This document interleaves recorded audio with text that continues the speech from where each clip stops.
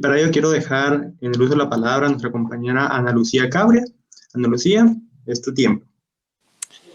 Muchísimas gracias, Oscar, por el uso de la palabra. Entonces damos por finalizado el repaso de Derecho Civil 3 y pues vamos a tener la última sesión y vamos a empezar con las garantías de la obligación. Según entiendo, el último tema que se impartió en el repaso fue el derecho de defensa de crédito, ¿verdad? Oscar, ¿tú me Sí, confirmas? Sí. sí, Va. es defensa Entonces, del pues, crédito. cabal, entonces podemos seguir la línea de eso. Y pues tenemos por entendido que las garantías de la obligación se definen como la facultad o derecho que se añade el crédito para asegurar su satisfacción.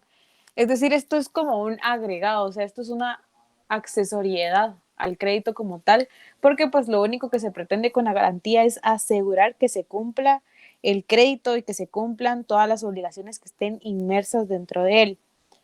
Las funciones que cumplen las garantías de la obligación son que son medios de prevención del riesgo del incumplimiento, es decir, se previene antes de que se cometa ese incumplimiento, es decir, se está antesalando a cualquier situación en la que se incurra en incumplimiento por cualquier motivo. Es un medio de disuasión de la posible parte incumplidora, es decir, con esto se le está diciendo al deudor, así como, mire, o sea, usted tiene que cumplir con la obligación, si no, pues se va a recurrir a estas medidas legales. También se toma en cuenta que es una función como mecanismo de resarcimiento por los daños causados en el supuesto de incumplimiento.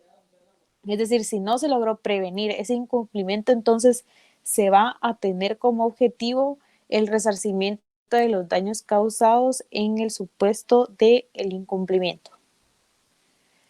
Existen dos tipos de garantías que son reales y personales. Las reales es la facultad y poder jurídico del acreedor que recae sobre bienes concretos y determinados del deudor guiado a la satisfacción del crédito. Aquí existen varios elementos que son importantes que recalquemos. En primer lugar, que es un poder y facultad del acreedor.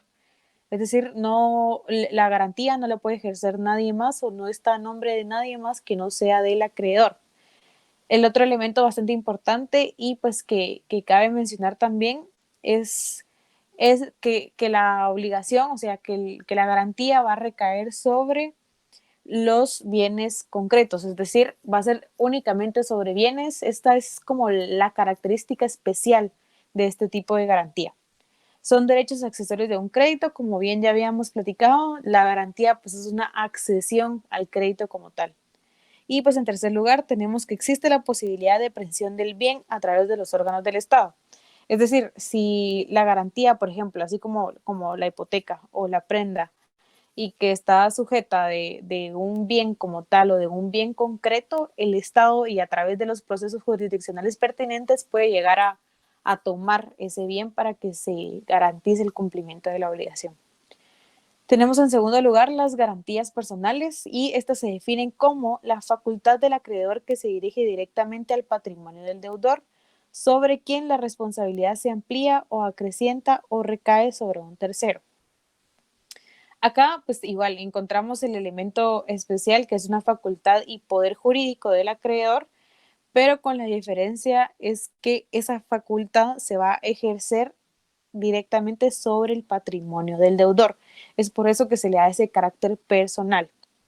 Tenemos por otro lado que en las garantías personales se encuentra la garantía universal, es decir, en caso o pues como bien se ha establecido o como lo hayan establecido en el contrato las partes, podría llegarse a dar el momento en que el acreedor pueda tomar el patrimonio del deudor para poder hacer cumplir la obligación. Esto se encuentra regulado en el artículo 1329 del Código Civil y pues otra característica especial de las garantías personales es que se presta sobre los bienes embargables del deudor.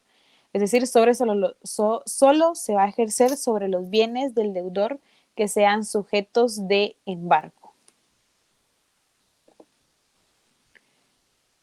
Tenemos, por otro lado, las características de las garantías. Y pues en principio tenemos que estas constituyen un derecho subjetivo adicional que se agrega al derecho de crédito. Esta es la característica especial, es decir, esto es lo que verdaderamente las hace ser esa figura jurídica, son la esencia de la garantía. Tenemos que el derecho principal es el derecho de crédito, o sea, el crédito como tal, y el derecho accesorio es esa garantía que se va a establecer. Son derechos de garantía y realización de valor. Su función es asegurar la satisfacción de un crédito dinerario o económicamente valorable. ¿Qué quiere decir esto? Esto básicamente le da sentido, digámoslo así, a lo que representan las garantías personales y reales. ¿Por qué? Porque estamos asegurando de cualquier forma, ya sea a través de la aprehensión de un bien o del patrimonio del deudor, estamos asegurando que se cumpla con la obligación. Parte de estas garantías tenemos la cláusula de indemnización. Esta se define como el acuerdo pactado entre las partes como una cláusula de la obligación principal. Tiene como finalidad la realización de una prestación que suele ser pecuniaria y se da en caso de incumplimiento o cumplimiento tardío o defectuoso. Este como tal es un convenio anticipado para la fijación del monto de daños y perjuicios en caso de incumplimiento. Acá encontramos una característica esencial de la cláusula de indemnización, en la parte en la que señalamos acá que es en caso de incumplimiento, o sea, esta cláusula se va a establecer solo en caso no se llegara a completar o no se diera el pago íntegro e idéntico de la obligación. La cuantía no se puede exceder del valor de la obligación principal, es decir, cuando vayamos a establecer esta cláusula de indemnización, no podemos excedernos del valor o de la cantidad como tal de la obligación principal. Esto se encuentra regulado en el artículo 1436 al 1442 del Código Civil. Parte de los efectos de la cláusula de indemnización tenemos que tiene un efecto valoratorio, liquidatorio o sustitutorio de los daños y perjuicios que pudieron haber sido producidos por el incumplimiento. Acá básicamente la cláusula de indemnización nos está diciendo que se está antesalando a ese incumplimiento, es decir, no tendríamos que llegar a pactar un resarcimiento de daños y perjuicios porque ya tenemos esta cláusula que nos va a servir para liquidar y sustituir esos daños y perjuicios generados. Tenemos también el efecto persuasivo y disuasorio. Esto ya se había platicado con anterioridad y pues básicamente se trata de hacerle ver al deudor que si no cumple con la obligación o pues recae en un cumplimiento tardío defectuoso, va a tener que pagar, o sea, va a tener que cumplir con esa parte de la cláusula de indemnización. Tiene tres funciones: sancionatoria, sustitutoria y opcional.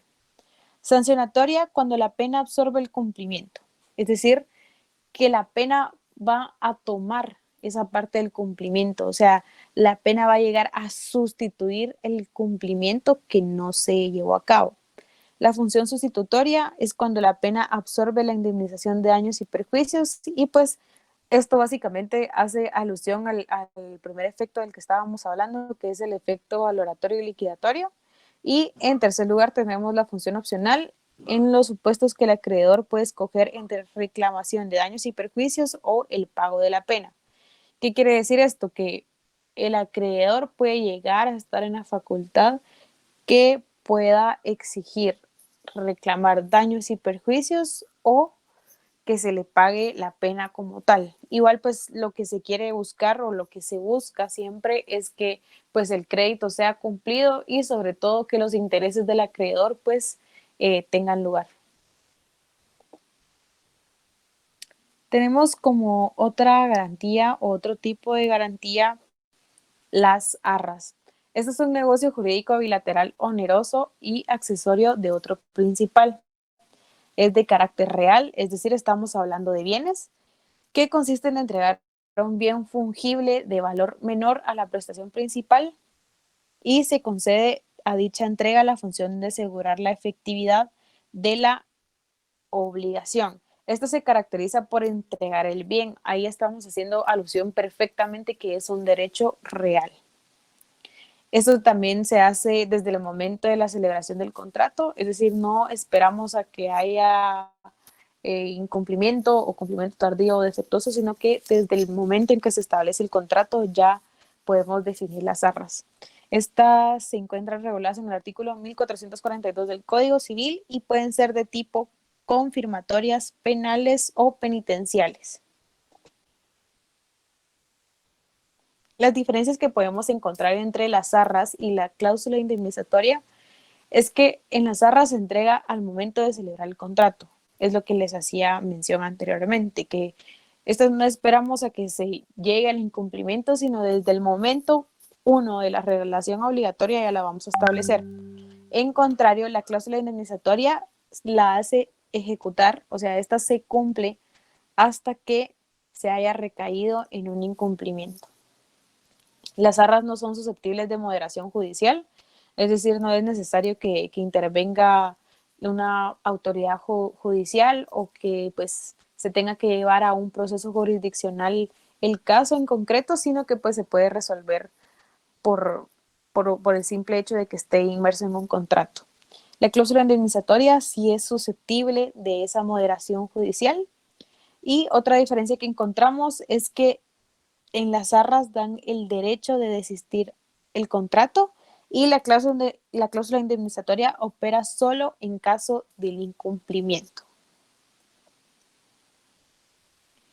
Tenemos por otro lado el derecho de retención. Esto de igual manera pues es considerado como una garantía. Esto es una figura jurídica que ejerce esa función de garantía. Se define como derecho real de garantía mediante el cual el acreedor presiona al deudor al cumplimiento de la obligación, negándose a la devolución de la cosa que normalmente debería entregarse.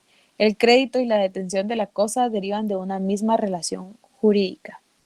¿Qué estamos diciendo acá? Que en primer lugar, que es un derecho real, o sea, estamos hablando de bienes. Eso quiere decir que entonces el acreedor está en la facultad de retener bienes del deudor para poder hacer el cumplimiento y lograr esa satisfacción de su interés.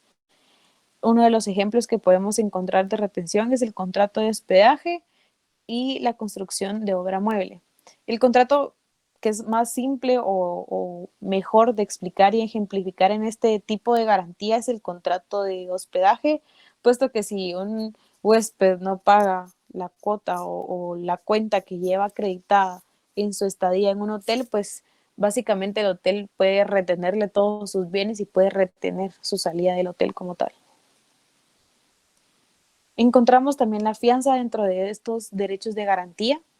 Es un tipo especial de garantía que se produce cuando un tercero se compromete a ejecutar la prestación debida por el deudor al acreedor. Esto quiere decir que ya vemos la intervención de un tercero en esta relación contractual. Esto se encuentra regulado en el artículo 2100 del Código Civil y puede ser de tipo convencional, es decir, que esté incluida en el contrato legal, que no esté en el contrato, pero sí se encuentra en la ley, o judicial, es decir, que después de un proceso jurisdiccional se haya llegado a la conclusión que es necesario que se cumpla con una fianza. Ahora, cambiando un poco el tema como tal de los derechos de garantía, vamos a encontrar las vicisitudes de la prestación. En este caso vamos a platicar específicamente de la modificación, pero pues siempre es necesario que hagamos ver que estas vicisitudes son las fases del ciclo vital por el que atraviesa y se desenvuelve la relación obligatoria. Encontramos que existe la constitución, es decir, el nacimiento de la obligación como tal, la modificación, que es en lo que nos vamos a centrar ahorita, y la extinción, que pues es la finalización o cuando ya se haya cumplido con los intereses de acreedor y deudor. Tenemos que como parte de estas modificaciones o parte de la modificación de esta etapa de la obligación, la novación modificativa. Es la extinción de una obligación mediante la creación de otra nueva. Es decir, estamos dando lugar a una nueva obligación pero estamos finalizando otra. O sea, no porque haya finalizado la anterior quiera decir que esta obligación se haya terminado o haya sido extinguida. Lo único que estamos haciendo es renovando, estamos novando esa obligación. El acreedor y deudor se mantienen, es decir, estos no cambian, estos van a seguir siendo los mismos, lo único que va a cambiar va a ser el objeto de la obligación. Esto se encuentra regulado en el artículo 1478 del Código Civil y pues se necesita una serie de requisitos a cumplir para que pues esta tenga lugar. En primer lugar, necesitamos que exista una anterior obligación válida. Es decir, necesitamos que haya el nacimiento, que se haya dado lugar al nacimiento de una obligación inicial para que podamos dar lugar a otra. Se necesita la creación de una nueva, es decir, necesitamos un nuevo convenio o contrato. Necesitamos voluntad de novar, es decir, que las partes tengan esa voluntad y quieran o necesiten la novación. También se requiere que se extinga la obligación anterior con todos los derechos accesorios y garantías. Si estamos finalizando o estamos novando una obligación, necesitamos que ésta se agote, que ésta se extinga y se nueve y renueve con todos los derechos que vayan inmersos dentro de ella. Es decir, no pueden quedar los derechos accesorios del anterior en una obligación nueva. Los efectos de la novación modificativa es que si la novación es propia, es decir, se sustituye una obligación por otra, los efectos van a ser dos, o sea, y ya los veníamos hablando. Básicamente es la pura definición de esta figura, que es que se extingue una obligación y se da el nacimiento de otra. Encontramos ahora otro tipo de modificación. Siempre pues estamos platicando en esta etapa de la obligación, pero pues en este caso estamos hablando del cambio de acreedor. Es de tipo activo, pues se modifica el acreedor, es decir, esta parte activa de la relación jurídica es la que está siendo sustituida y pues se da una sustitución del acreedor en su posición jurídica por un tercero. No se necesita el consentimiento del deudor, únicamente con que el acreedor esté de acuerdo y esté dentro de su voluntad cederle la posición activa a otro sujeto, pues con eso basta para que se dé el cambio del acreedor. Parte de este cambio podemos encontrar la figura de la cesión de crédito. Este es un contrato celebrado por el acreedor de una relación jurídica llamado cedente con una tercera persona ajena a la relación llamado cesionario, con la finalidad de transferir la titularidad del crédito entre uno y otro. Acá básicamente lo que estamos hablando es que el acreedor le va a ceder ese crédito a una persona que es ajena a la relación jurídica. Es por eso que se le nombra como un tercero. Lo encontramos regulado en el artículo 1443 al 1552 del Código Civil. Esta cesión de crédito se caracteriza en primer lugar porque es una figura autónoma. ¿Qué quiere decir esto? Que no necesitamos que se dé otra figura o que se dé, no sé, alguna resolución judicial o que exista alguien que diga qué hacer, alguna autoridad que exija que se dé una cesión de crédito, sino que básicamente se va a llevar a cabo con la única voluntad del acreedor. Intervienen cedente y cesionario y, como ya lo estábamos platicando, basta con la voluntad del acreedor. Los efectos de la misma, pues es que en primer lugar existe una relación entre cedente y cesionario. Esta surge desde el primer momento en que se lleva a cabo el contrato, o sea, desde que celebramos el contrato se está dando ya esa relación entre cedente y cesionario. Existe una relación entre cedente y deudor cedido. El deudor no interviene en la celebración de la cesión, pero sí debe ser notificado. ¿Qué quiere decir esto? Que el deudor, aunque no haya expresado su voluntad o que en esta cesión de crédito no se esté tomando en cuenta la voluntad del mismo, igual tiene que pues, ser notificado de lo que está pasando porque pues básicamente el deudor tiene que rendir cuentas a ese acreedor nuevo. Existe una relación entre cesionario y el deudor cedido. El cesionario sustituye al acreedor cedente y se convierte en el nuevo acreedor del deudor.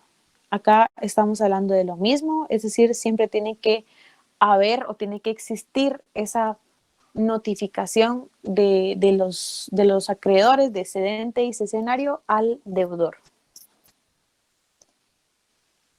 Ahora, por otro lado, y en contrario, tenemos el cambio del deudor, siempre en la línea y en el orden de ideas de la modificación de la obligación. Este cambio de deudor es una modificación en sentido pasivo de la obligación, es decir, existe un cambio en la figura del deudor, esté sustituido por un tercero.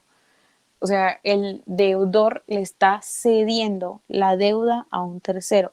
Y de igual manera lo consideramos un tercero porque es una persona ajena a la relación obligatoria original. La cesión de la deuda, que es el claro ejemplo del cambio del deudor, es un contrato por el que el nuevo deudor asume la deuda del deudor primitivo. Se considera una transferencia de la obligación cambiándola al deudor sin alterar la misma. Se da en sentido pasivo. Entonces, acá lo que estamos hablando es que con que tengamos únicamente el consentimiento del deudor y del tercero para cambiar pues esta figura pasiva dentro de la relación obligatoria, pues bastará. Esto se encuentra regulado en el artículo 1459 al 1468 del Código Civil. La consecuencia que tiene esta cesión de deuda es que se va a liberar al deudor antiguo y se va a vincular a ambos deudores frente al acreedor. ¿Qué quiere decir esto? Que aunque el deudor antiguo ya haya cedido esa deuda, pues siempre existe esa vinculación o esa relación con el acreedor porque pues básicamente es al acreedor a quien le deben pues cumplir la obligación que se haya pactado. Siempre en la línea de la modificación de la obligación tenemos la subrogación en el crédito. Esta es una situación en la que un tercero paga al acreedor y se coloca en posesión de este. ¿Qué quiere decir? Que el tercero básicamente lo que está haciendo es pagándole al acreedor ese crédito para que él pueda ejercer esa función de acreedor. No es un medio de extinción, es decir, la obligación se va a mantener y se conserva. Esto se encuentra regulado en el artículo 1453 del Código Civil y pues sus efectos es que en primer lugar es una transmisión del crédito, facultades accesorias, garantías, privilegios y derechos del mismo. Es decir, el crédito se va a transferir con todo lo que incluye el mismo. No es que solo se vaya a transmitir el crédito, no, se tienen que transmitir también los derechos accesorios, es decir, las garantías.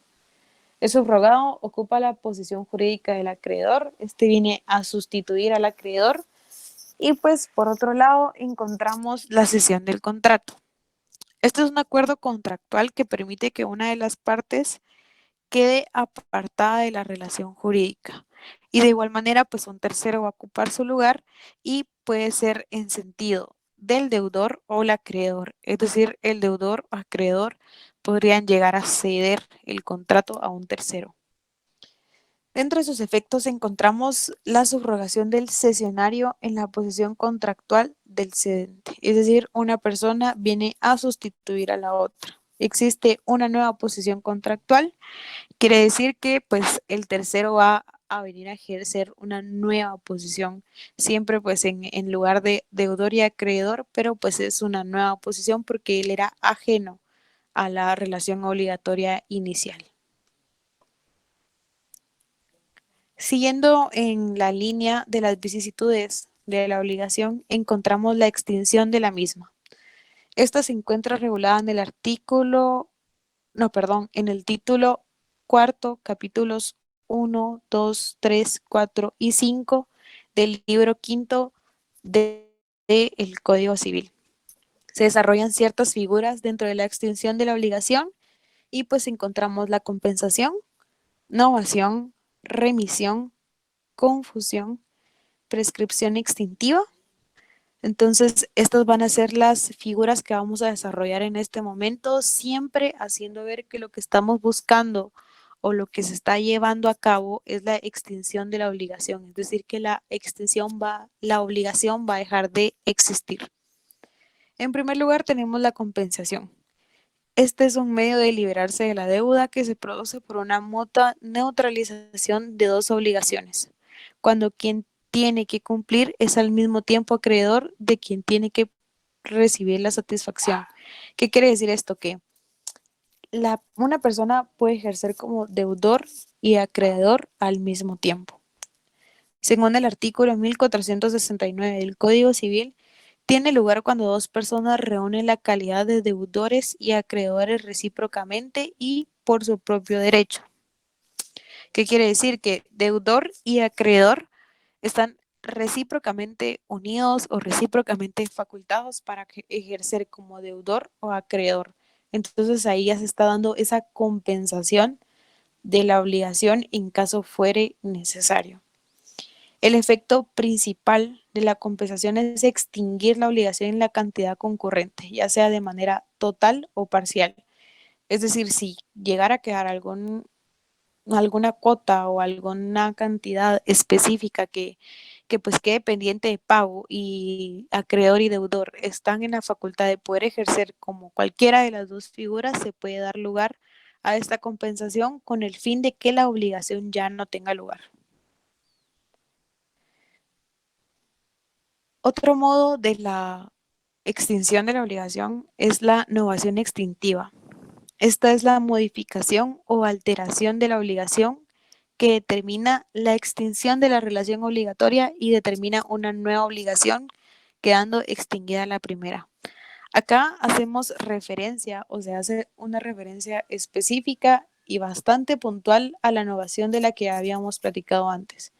Con la única diferencia es que esta novación va o se le va a centrar o se va a dar lugar o se le vamos a dar un enfoque de que extingue la obligación, o sea, sí modifica y sí pues hace el nacimiento a una nueva, pero pues acá nos interesa en su facultad y en su posición como extintiva. Tenemos por otro lado la remisión o condonación de la deuda. Se presenta como el perdón de la deuda y pues esta es una declaración del acreedor por virtud de la cual manifiesta su voluntad de extinguir total o parcialmente su derecho de crédito sin recibir a cambio prestación alguna. Acá pues cuando se da la remisión o condonación de la deuda, pues dependerá mucho del caso en concreto y pues también de cuáles sean las intenciones del acreedor o más bien, más que intenciones, son los intereses que éste tenga. Pero de igual manera, lo que se busca o lo que tiene como efecto es la extinción de la obligación. Tenemos por otro lado la confusión de derechos. Este es el modo de extinguir una obligación cuando en una misma persona se reúnen las calidades de acreedor y deudor, siempre que tal reunión no se proyectó sobre entidades patrimoniales autónomas. ¿Qué quiere decir esto? Que puede llegar a darse la situación en la que puedan confundirse las figuras de acreedor y deudor, pero pues esta básicamente lo que hace es extinguir por completo la obligación, mientras que pues en contraposición la compensación solo pues iba a ejercer como esa parte compensatoria de lo que fuera a llegar a quedar libre o lo que estuviera pendiente en la obligación, es decir, la compensación puede llegar a ser parcial y la confusión es de carácter total. No quiere decir que la compensación no sea total o parcial, no, pero la confusión específicamente se va a centrar y se va a enfocar en extinguir totalmente la obligación a través de esa reciprocidad de las figuras en las partes del contrato. Tenemos, por otro lado, la prescripción extintiva, liberatoria o negativa. Esta mide las relaciones de la persona con el tiempo y con el derecho domina todas las normas y todos los derechos. La prescripción de la obligación principal produce la prescripción de la obligación accesoria. Bueno, en principio, si estamos hablando de prescripción, inmediatamente pues hacemos alusión y estamos haciendo ver la existencia de un plazo. Los plazos en el derecho civil siempre dependerán de la situación, es decir, no porque estemos hablando de obligaciones todo el tiempo vamos a hablar del mismo plazo. No, estamos diciendo y estamos haciendo ver que dependiendo de la obligación y dependiendo del caso en concreto, podemos estudiar cuál va a ser la prescripción que sea aplicable para el plazo. Pero de igual manera, si hablamos de prescripción, estamos diciendo que un plazo dio inicio y al cumplir con esa característica o con ese plazo como tal, pues está extinguiendo la obligación. Parte de esta prescripción, pues podemos hacer ver las causas de suspensión. En las causas de suspensión se detiene el curso de la prescripción, pero no destruye el mismo. Es decir, se suspende, únicamente se está dando una pausa, no borra el tiempo ya transcurrido. Solo se está haciendo una pequeña pausa, se está dando un pequeño tiempo o pues lo que se está haciendo es eso, o sea, es suspender la obligación. Esto se encuentra regulado en el artículo 1505 del Código Civil. Por otro lado, tenemos las causas de interrupción que, pues, en contrario a las de suspensión, estas sí van a detener el curso del tiempo de la prescripción. Es decir, con esto ya no se puede utilizar el tiempo transcurrido, es decir, este tiempo que ha pasado no se puede tomar en cuenta para, pues, el inicio de la obligación o extinción, no, sino que se acaba, o sea, interrumpen la obligación y básicamente se extingue por completo. Ahora cambiando un poco el sentido de las vicisitudes, tenemos que por otro lado se da la responsabilidad civil extracontractual. ¿Y por qué la importancia de hacer ver esta figura? Porque pues ya estudiamos todas las situaciones o vicisitudes como tal de la obligación, pero pues hay que tomar en cuenta que si en caso se incurrió en incumplimiento o cumplimiento tardío o defectuoso, necesitamos resarcir, se necesita ser responsable ese sujeto de los daños y perjuicios. Es extracontractual porque se define como el fenómeno en virtud del cual, cuando un sujeto causa daños a otro, surge a su cargo la obligación de reparar o indemnizar tales daños. Toda persona que cause daño o perjuicio a otra, sea intencionalmente, sea por descuido o imprudencia, está obligada a repararlo, salvo que demuestre que el daño o perjuicio se produjo por culpa o negligencia inexcusable de la víctima. En esto último podemos hacer una relación y alusión clara a lo que se conoce como esas causas de extinción de responsabilidad del deudor, así como lo era el caso fortuito y la fuerza mayor. Tenemos también que una característica importante de esta responsabilidad es que es extracontractual, es decir, esta no se prevé o no está como parte de las cláusulas del contrato, sino que pues es una cuestión bastante ajena, digámoslo así, al contrato, pero de igual manera siempre es necesario que demos lugar a la indemnización de daños y perjuicios.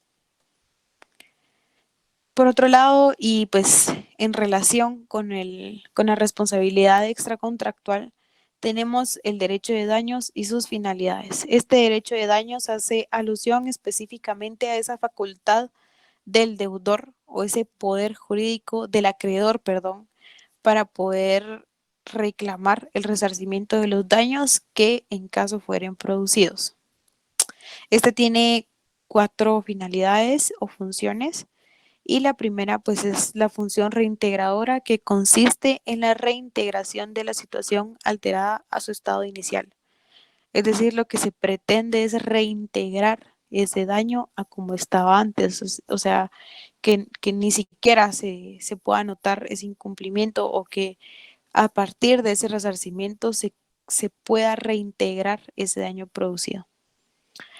Cumple con una función sancionatoria, es la sanción de una conducta contraria a la norma general que obliga a no dañar a nadie. Es decir, si estamos exigiendo una indemnización, un resarcimiento de daños y perjuicios, estamos sancionando al deudor por haber caído en incumplimiento. Se pretende que también se cumpla con la función resarcitoria o compensatoria, persigue un resarcimiento del daño causado, es decir, que pues, los daños producidos sean resarcidos indemnizados a favor del acreedor para que pues, se pueda cumplir con el interés del mismo. De igual manera, se cumple con una función disuasoria, que consiste en disuadir a las personas que están en situación de causar un daño. Pues lo que estamos diciendo acá es lo mismo que hacíamos ver al inicio de una de las finalidades de la garantía, que lo que se busca a través del derecho de daños es que se le diga a la persona que lo cause o que pues esté en una posición futura de poder causar un daño, que se le diga, bueno, puede causar un daño, pero igual tiene que resarcirlo e indemnizarlo. La diferencia que encontramos entre las responsabilidades contractuales y extracontractuales es que la responsabilidad contractual se deriva del cumplimiento de una obligación preexistente, especialmente cuando se deriva de un contrato. Acá estamos hablando y estamos haciendo una alusión y estamos dándole esa figura importante al contrato, porque a raíz de lo que se haya pactado en el mismo, pues van a ser esa responsabilidad contractual. Luego, pues como ya habíamos hablado de la responsabilidad extracontractual, esta se deriva de una causación o producción de un daño y no del incumplimiento de una obligación preexistente. Es decir, esta responsabilidad extracontractual tiene que verse en ella o tiene que haberse producido por un daño de culpa o dolo. Ahora, el acto ilícito, que siempre pues va en la línea de lo de la responsabilidad, ya sea contractual o extracontractual, es definido como el acto prohibido que entraña la transgresión de deberes generales como el deber genérico de no dañar. Es decir, acá el acto ilícito se está yendo en contra de lo que la norma establece y no específicamente de lo que la norma establece, sino que lo que se pueda llegar a pactar en una relación jurídica o pues mejor conocido como en un contrato. También se puede dar lugar o puede darse en los casos en los que exista responsabilidad por hecho ajeno. Estos son los casos en que se responde no como consecuencia de una actividad propia, sino como consecuencia de una relación que el responsable ostenta como causante del daño. ¿Qué estamos hablando acá? Que un representante o una persona tiene que hacerse cargo de resarcir esos daños y perjuicios ocasionados por otra persona. No se da en todos los casos, es decir, no siempre va a ser de que porque si otra persona causó un daño, yo tengo que hacerme cargo de eso, no, sino que sí se da en ocasiones especiales y pues parte de estas ocasiones podemos nombrar como ejemplos los padres y tutores que deben de hacerse cargo por las acciones y el actuar de las personas que tengan bajo su responsabilidad legal, el empresario que ejerza como representante legal de la empresa y los titulares de centros docentes. Es decir, quien esté nombrado como un director de un colegio tiene que hacerse cargo de lo que pase en el mismo. Damos por concluido entonces esta parte y la última parte como tal del repaso de Derecho Civil 3. Si alguien tiene alguna duda, nos las puede dejar en el espacio de las preguntas. Ahorita cabal tenemos unos minutitos para poder ver eso.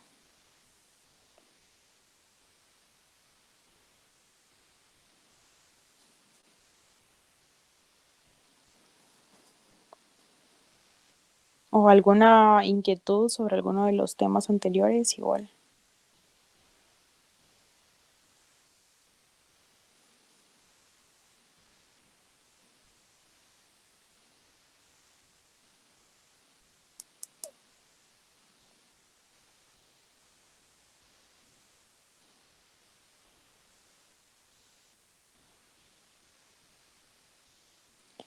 Bueno, yo creo que podemos dar por concluida nuestra sesión.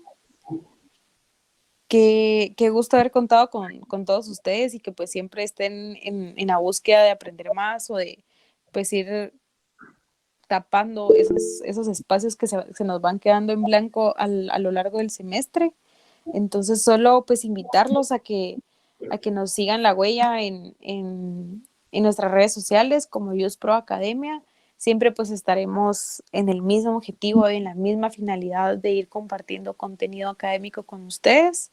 Y pues, qué gusto. Yo creo que alguien, en muchos colegios cuando se realiza, ahorita estoy leyendo. Delia Marisol Rodríguez Hernández dice, en muchos colegios cuando se realiza la inscripción obligan a firmar un documento donde los directores no se hacen responsable por daños a los niños. ¿Eso sería legal? Pues básicamente no es legal porque se está haciendo, o sea, se está excluyendo de esa responsabilidad que tiene. Y pues por más que los papás tengan padres y que pues estos ejerzan la patria potestad de ellos, no quiere decir que el director no se tenga que hacer cargo de lo que pase en en el colegio. Yo creería, y lo más adecuado es pensar que cuando hacen alusión a este tipo de situaciones es porque están hablando que se van a ser responsables únicamente en nombre del, de lo que actúe el colegio o de los docentes en calidad de los mismos o algo así, pero pues es ilegal, pues o sea, ellos tienen que hacerse responsables por lo que pase dentro del centro educativo, porque de igual forma, o sea, un papá básicamente lo que está haciendo es confiarle al niño, pues entonces sí, no estaría cumpliendo con esa responsabilidad que tiene.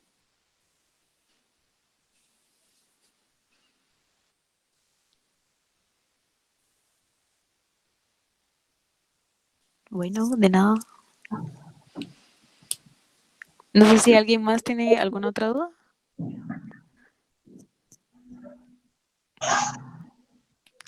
Pues yo creería que no, entonces sí. Qué gusto. Vamos a ver. En la confusión, el deudor y acreedor pues recae en la misma persona. ¿Algún ejemplo para entender mejor? Sí. Mira, pues confusión.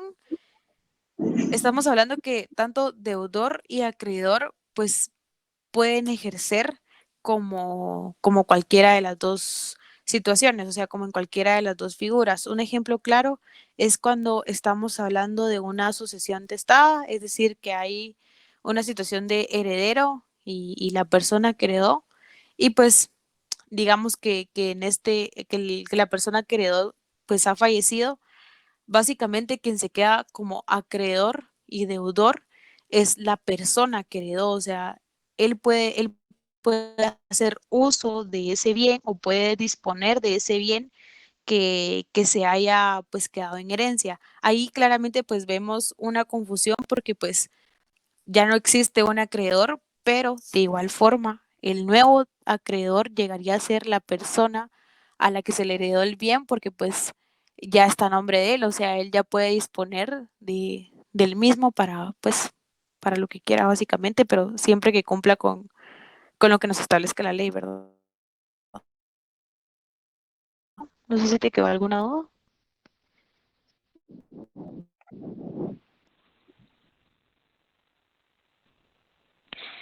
Bueno, ¿alguien más? ¿Alguna otra duda?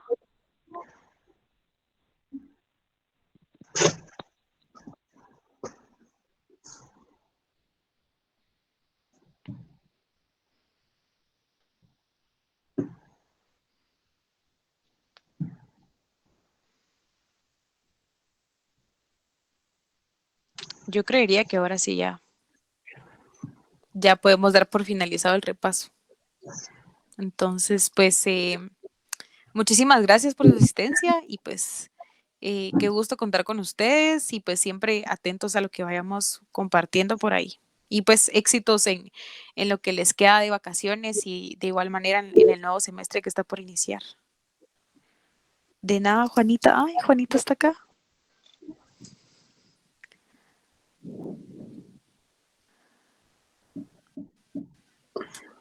Bueno, Listo, compañeros.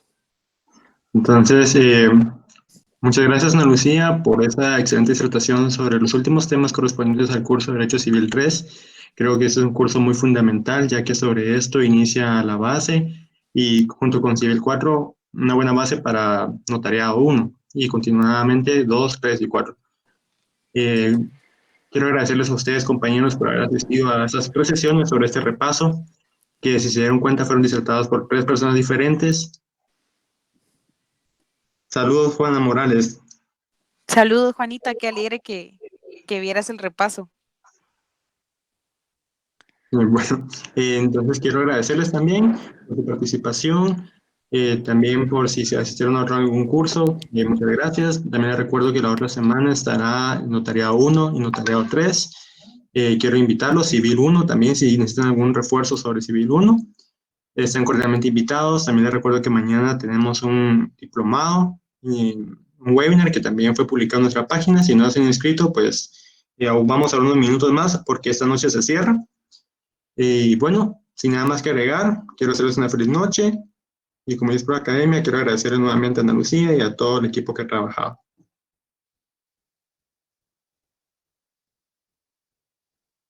Bueno, muchas gracias y feliz noche.